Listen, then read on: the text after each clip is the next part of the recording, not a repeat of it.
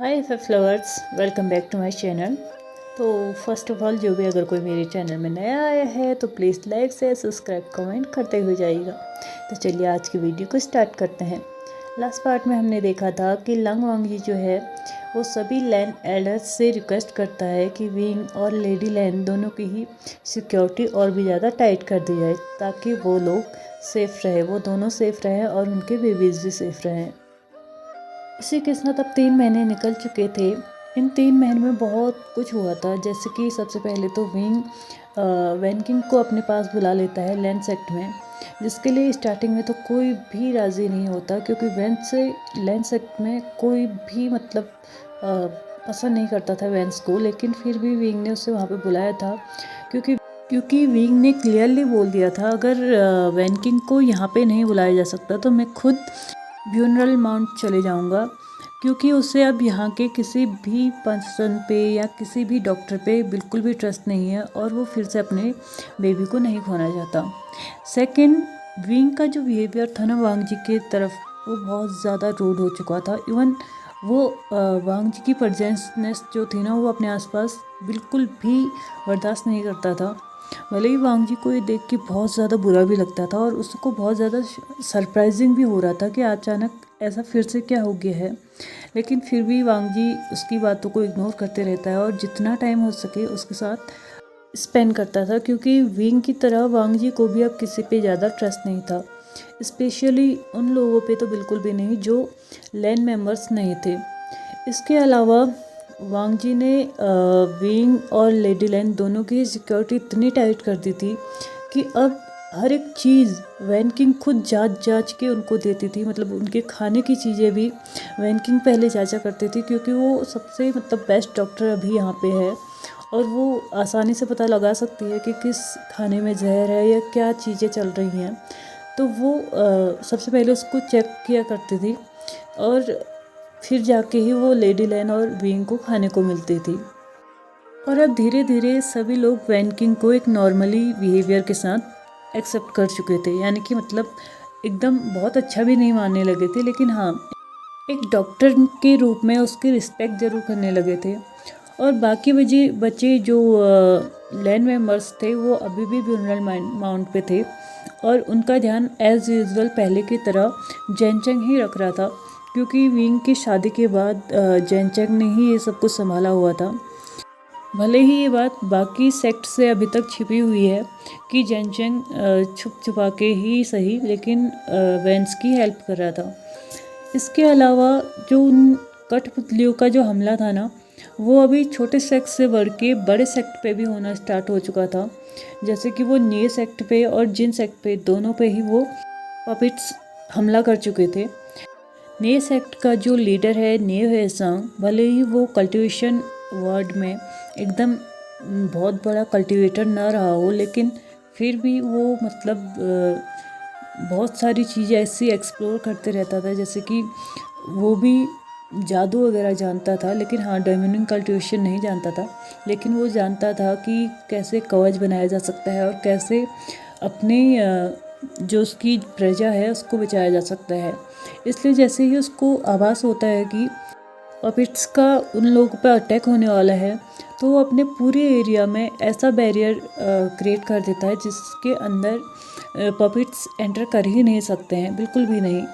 और अगर by any chance कोई बाहर उस बैरियर के चले भी जाता है तो भी अगर उसकी मौत हो जाती है तो वो पपिट्स में कन्वर्ट ना होकर डायरेक्ट उसकी मौत हो जाए। यानी कि जो पपिट्स किसी को भी मार रहे थे ना, अगर वो उन्हें छू लेते तो वो भी पपिट्स बनना स्टार्ट हो जाते। तो वे सांग ने ये पहले से ही कुछ ऐसा फिक्स कर दिया था, कुछ ऐसे तलिस्मान यानी कि ताबीज़ बना दिए थे जिसके असर से वो उन लोगों की मौत को तो रोका नहीं जा सकता था, लेकिन हाँ वो पपिट्स में कन्वर्ट नहीं हो सकते थे। सेकंड साइड जिन सेक्ट में भी पपिट्स का हमला हो चुका था और वहाँ पे ज़्यादातर लोगों की मौतें हुई थी। बहुत सारे लोगों की जनता में से मौत हुई थी और उसके साथ साथ जिन जुशन की भी मौत हो चुकी थी।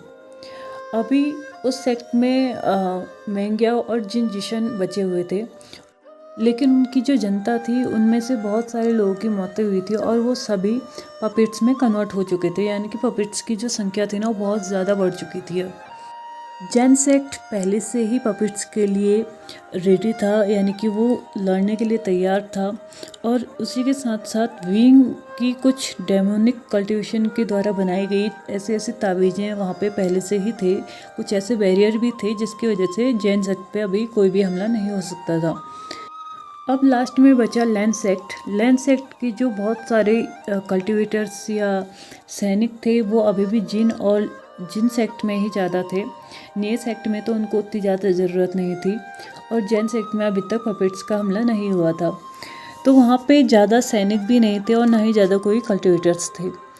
अब विंग जैन से वही वाटर के थ्रू बात कर रहा था और जैन चैंग उसी से फिर से ही क्वेश्चन पूछ रहा था उसके प्रेगनेंसी के रिलेटेड या उसकी हेल्थ के रिलेटेड, उसके खाने पीने के रिलेटेड, हर एक चीज़ उससे पूछा जा रहा था।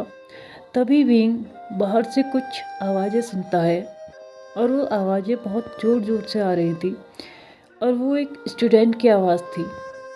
वो विंग के बगल वाले रूम में जाता है और उस बगल वाले रूम में हांग वन जुन थे, जो कि अभी बहुत मतलब काम कर रहे थे, बिजी थे, इम्पोर्टेंट वर्क उनका चल रहा था। पपेट्स को लेके ही वो अपनी नीतियाँ बना रहे थे कि कैसे वो उन लोगों को ख़त्म कर सकें और बाकी लोगों को पपेट्स बनने से रोक सकें। तो तभी वो वहाँ से चिल्लाते हुए आता है और हांग वन जुन को बताता है कि उनके सेक्ट पे भी पपेट्स का हमला हो चुका है और पपेट्स धीरे धीरे माउंटेन यानी कि उनके सेक्ट की तरफ ही बढ़ रहे हैं। हांग वन जुन को एकदम से बातें शॉक्ड लगती हैं क्योंकि उसने पहले से ही कुछ ऐसे बैरियर्स क्रिएट कर दिए थे जिनकी वजह से पपेट्स आना तो दूर की बात, उन बैरियर को छू तक नहीं सकते थे। अगर उनकी बॉडी उन बैरियर पे टच हो जाए ना तो मतलब वो एकदम कुछ मीटर दूर जाके तो छटक ही सकते थे। लेकिन उस स्टूडेंट ने क्लियरली बोला कि वो सेक्ट की तरफ बढ़ने लगे हैं। तो ये बात सुन के हांग वांग जुन बहुत ज़्यादा शॉक्ड हो जाते हैं। अब साइड दूसरे कमरे से विंग भी ये सारी बातें सुन रहा था और वो जैन चैंग को बता देता है कि यहाँ पे जो है पपेट्स का हमला हो चुका है, तो वो अब तुमसे बाद में बात करेगा। जैन चैंग उसको कहने वाला होता है कि प्लीज़ विभूजान तुम इस मैटर में मत कूदना और तुम एकदम दूर रहना, वैसे ही तुम प्रेग्नेंट हो और तुम अभी कुछ भी मत करना। अगर तुम्हें पॉसिबल लगे तो तुम किसी भी तरीके से वहाँ से निकलो और सीधे जैन सेक्ट आ जाओ। लेकिन इससे पहले ही विंग उस चैट को क्लोज़ कर देता है और वहाँ पे बाहर आ जाता है, यानी कि ग्राउंड में आ जाता है। अब वांग जी उस स्टूडेंट को जल्दी से जेओजुन और लैन चिरेन दोनों को ही मीटिंग रूम में बुलाने के लिए बोलता है और साथ ही साथ क्लैन एल्डर्स को भी वो बुलाने के लिए बोलता है। जल्दी से उनको वहाँ पे बुलाया जाता है और बहुत क्विक वहाँ पे एक मीटिंग होती है जिसके चलते ये डिसाइड किया जाता है कि कुछ स्ट्रॉन्ग कल्टिवेटर्स को लेडी लैन और विभूजान के पास रखा जाएगा और जो कि बहुत ही ज़्यादा ट्रस्ट वर्दी हो, जिन पर ट्रस्ट किया जा सकता हो, और उनके साथ उनको उनके गुप्त कमरे में भी भेज दिया जाएगा। और बाकी बचे जितने भी कल्टिवेटर्स हैं, जितने भी सैनिक हैं, सभी उनसे यानी कि पपेट्स से फाइट करेंगे, लेकिन मेक श्योर करेंगे कि कोई भी उनको टच ना कर पाए। और हर कोई इस बात पे एग्री करता है और जल्दी से जल्दी बढ़ने लगते हैं पपेट्स की तरफ। और बाकी जो 2-4 कल्टिवेटर्स वहाँ पे थे वो विंग और लेडी लैन के जो कि है ना 8 महीने की प्रेग्नेंट वो हैं, तो उनके साथ उनकी कुछ लेडी जो सर्वेंट थी उनको लेके सीक्रेट रूम की तरफ बढ़ जाते हैं। बाहर हर कोई बहुत ज़बरदस्त तरीके से लड़ रहा था, यानी कि हांग वन जुन, जेओजुन, लैन चिरेन और सारे एल्डर्स और सारे स्टूडेंट के साथ साथ सारे सैनिक भी बहुत ज़बरदस्त तरीके से लड़ रहे थे। यानी कि अब वहाँ पे सिचुएशन हो गई थी या फिर करो या फिर मरो। उन लोगों के पास इतना टाइम नहीं था कि वो किसी और को इन्फॉर्म कर सके और ना ही इतने सैनिक थे, क्योंकि सैनिक उनके पहले से ही जिन सेक्ट में थे, इसलिए उनके पास ज़्यादा पावर भी अभी नहीं थी। और दूसरी तरफ वो सभी व्यस्त थे उन पपेट्स से लड़ने में और कुछ पपेट्स बढ़ने लगते हैं उन लोगों के रूम्स की तरफ, कोई लाइब्रेरी की तरफ, कोई मीटिंग रूम की तरफ। उन पपेट्स की संख्या इतनी ज़्यादा थी ना कि उनका आइडिया लगाना भी बहुत मुश्किल था, बहुत ज़्यादा मुश्किल, बहुत ज़्यादा वो पपेट्स थे। यानी कि अगर एक इंसान एक वक्त में 10 पपेट्स भी रोक लेना तो भी वो उनके 20% को ही ना रोक पाते।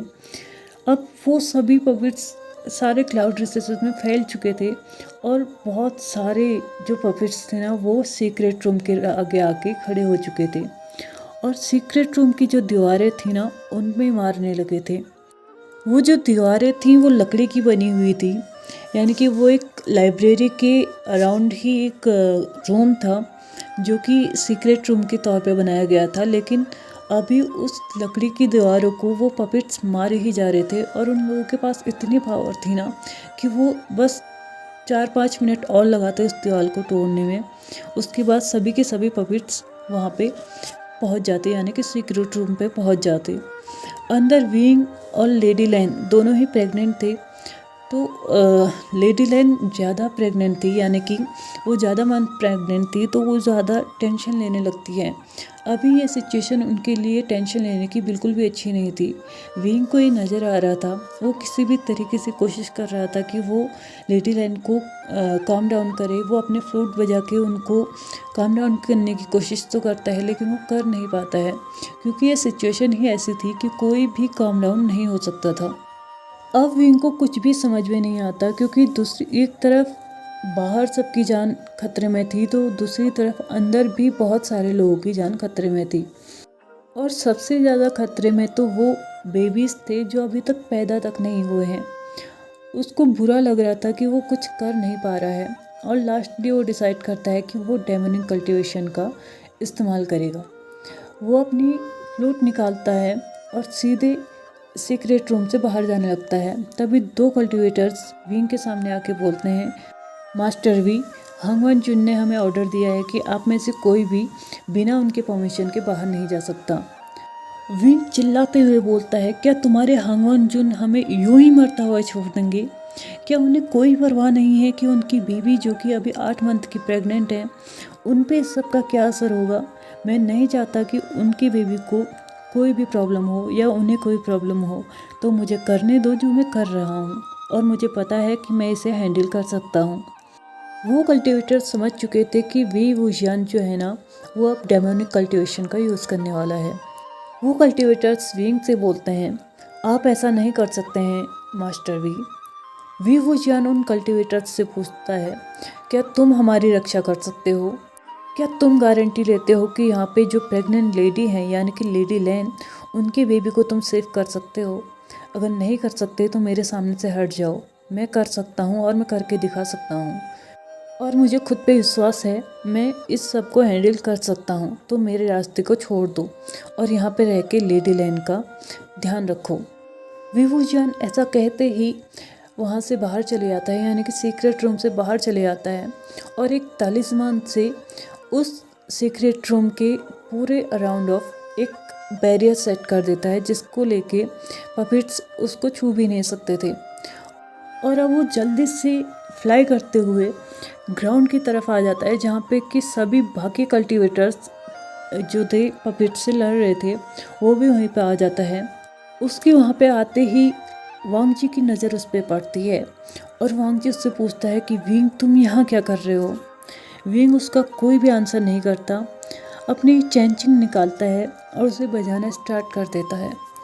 वो उसमें से धुन निकाले जा रहा था और वो धुन उसमें से निकल रही थी ना, उस धुन को सुनने के बाद सारे पपेट्स आपस में ही लड़ रहे थे और एक दूसरे को मारे जा रहे थे। वांग जी आसपास देखता है तो सारे पपेट्स एक दूसरे से लड़ रहे थे, कोई भी उन पर अटैक नहीं कर रहा था। अब सारे के सारे कल्टीवेटर्स और जितने भी सैनिक थे वो एक साइड पे यानी कि हंगवन जुन के पीछे आके खड़े हो चुके थे और विंग अभी भी चेंजिंग ही प्ले कर रहा था। विंग की बॉडी पूरी की पूरी स्वेटी हो चुकी थी, उसके शरीर के हर एक हिस्से में से पसीना निकल रहा था। वांग जी ये देखे जा रहा था, वो बहुत कोशिश कर रहा था विंग को रोकने की, क्योंकि उसे पता था इस कंडीशन में विंग का डेमोनिक कल्टीवेशन को यूज़ करना बहुत हार्मफुल हो सकता है। बेबी के लिए तो दूर की बात, वो उसको तक नहीं छोड़ेगी, यानी कि विंग को तक इसका बहुत गहरा असर हो सकता है। वांग जी उसे रोकने की बहुत कोशिश करता है, लेकिन थोड़ी ही देर के बाद विंग के नाक में से ब्लड निकलने लगता है और विंग धीरे धीरे फेंट होने लगता है। अब जैसे ही फ्लूट की धुन बंद होती है ना, तो सारे पपेट्स फिर से उनकी तरफ बढ़ने लगते हैं। वांग जी की गोद में अभी विंग था, क्योंकि विंग अब पूरी तरीके से अनकॉन्शियस हो चुका था, वो बेहोश हो चुका था वहीं पे। अब वांग जी को समझ में नहीं आ रहा था कि उसने क्या करना चाहिए। क्या वो फाइट करे या विंग को लेके वहीं चली जाए जहाँ उसने लेडी लैन को रखा था। भले ही विंग ने वहाँ के सारे कठपुतलियों को अपने पास बुला लिया था और यहाँ आके वो उन्हें अपनी धुन के थ्रू आदेश दे रहा था कि तुम एक दूसरे के साथ ही लड़ो, लेकिन अब फ्लूट बजना बंद हो चुका था, जिसकी वजह से अब उनको कोई भी आदेश नहीं दे रहा था। तो वो फिर से उन्हीं पे अटैक करना स्टार्ट कर दिए थे। अब एक पपेट आके विंग पे अटैक करने वाला था। वांग जी उसके सामने आ जाता है, यानी कि अब जो वो वार हुआ था वो वांग जी की पीठ पे हुआ था और भी बहुत सारे पपेट्स वहाँ पे आने लगे थे जो कि विंग पे हमला करने की सोच रहे थे। वांग जी विंग को प्रोटेक्ट करने के लिए अपनी सेबियन से उन पपेट्स पे हमला करने ही वाला था कि तभी एक पर्पल लाइटनिंग आके उन सभी पपेट्स को बहुत दूर फेंक देती हैं। और जैसे ही नज़र वांग जी की उस तरफ जाती है जहाँ से वो लाइटनिंग आई थी, तो वो देखता है कि जेन चेंग फ्लाई करते हुए वहाँ पे आ रहा था। जेन चेंग आते ही सबसे पहले विंग को देखता है और फिर वांग जी को बहुत एंग्रीली आइज के साथ वो देखता है और उससे बोलता है, तुम्हें बाद में देखूंगा, अभी इसे लेके जाओ फटाफट से और इसे किसी सेफ जगह में लेके जाओ और वैन किंग से बोलना कि इसकी हेल्प करे। हांग वन यून जल्दी से विंग को अपनी गोद में उठाते हैं और जल्दी से सीक्रेट रूम की तरफ बढ़ने लगते हैं। अब बाकी कल्टीवेटर्स भी जो भी थे वो सब फिर से पपेट से हमला करने लगते हैं और फिर से लड़ना स्टार्ट कर देते हैं। जेन चेंग भी कुछ तलिस्मान का यूज़ करते हुए उन पपेट्स को ख़त्म करने लगता है, उन्हें वहाँ पर से नष्ट करने लगता है। लगभग 2 घंटे के बाद उन्होंने पूरी तरीके से उन कठपुतलियों को ख़त्म कर दिया था, लेकिन दूसरी तरफ विंग अभी तक होश में नहीं आया था।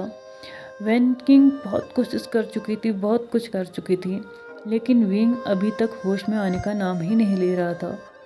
अब हांग वन जुन और जेन चेंग दोनों ही बहुत ज़्यादा वरीड होने लगते हैं। जेन चेंग बहुत गुस्से से वांग जी की ओर देखता है और उससे बोलता है कि अब मैं अपने भाई को 1 मिनट और यहाँ नहीं रहने दूंगा। अब वो सीधे मेरे साथ मेरे साथ चलेगा। मुझे कोई फ़र्क नहीं पड़ता कि तुम महाराज हो या कोई और, लेकिन वो मेरा भाई है और मैं उसका ध्यान रख सकता हूँ। तुम्हें अब और ज़्यादा कष्ट उठाने की ज़रूरत नहीं है। मैं उसका ध्यान रखूँगा और उसके होश में आते ही मैं उसे यहाँ से लेके चले जाऊँगा। वांग जी जेन चेंग से कुछ नहीं कह पाता, लेकिन तभी जेओजुन बीच में आके बोलते हैं, क्लैन लीडर चेंग, आप जानते हैं कि विवुजियान प्रेग्नेंट है और वो किसके बच्चे से प्रेग्नेंट है ये बताने की ज़रूरत तो आपको नहीं है ना। तो इसलिए वो बेबी वांग जी का भी है और यहाँ से विंग जाएगा या नहीं ये विंग और वांग जी का फैसला होगा, हम में से किसी और का नहीं। तभी पीछे से आवाज़ आती है, सही कहा आपने जेओजुन, ये मेरा और वांग जी का ही फैसला होगा, लेकिन मैं वांग जी को अब यह अधिकार नहीं देता कि वो इस मामले में और कोई फैसले ले। और अब मैं फैसला कर चुका हूँ कि 6 महीने के बाद मैं यहाँ से चले जाऊँगा और वो भी पूरी तरीके से अपने बच्चे को अपने साथ लेके। इस सेंटेंस को सुनते ही वहाँ पे हर एक इंसान शॉक्ड हो जाता है, स्पेशली वांग जी जो कि शॉक्ड तो था ही, लेकिन इसी के साथ उसको ये तक पता नहीं चलता कि उसके आंसू कब उसकी आंखों से निकल के उसके गालों तक पहुँच चुके थे। जेन चेंग उससे पूछता है कि तुम अब भी यहाँ पे क्यों रहना चाहते हो। तभी जेन चेंग को याद आता है उस कॉन्ट्रैक्ट के बारे में, तो वो पूछता है क्या तुम उस कॉन्ट्रैक्ट की वजह से यहाँ पे रहना चाहते हो।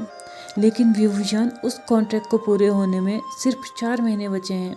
तो तुम 6 महीने यहाँ पे क्यों रहना चाहते हो? तुम अभी के अभी मेरे साथ चलो, उस कॉन्ट्रैक्ट का जो भी भुगतान होगा हम वो कर देंगे, लेकिन अभी के अभी तुम यहाँ पे से मेरे साथ चलो। विंग बोलता है मैंने एक बार बोल दिया कि मैं 6 महीने के बाद यहाँ पर से चले जाऊँगा, तो मतलब मैं 6 महीने के बाद ही यहाँ से जाऊँगा। तो चलिए गाइस, आज के इस पार्ट को भी हम यहीं पे ख़त्म करते हैं और नेक्स्ट पार्ट में हम देखेंगे कि विंग ने 6 महीने के बाद जाने की बात ही क्यों कही। अगर वीडियो पसंद आया तो प्लीज़ लाइक शेयर सब्सक्राइब और कमेंट करते हुए जाइएगा। Thank you so much for watching with this video and bye bye.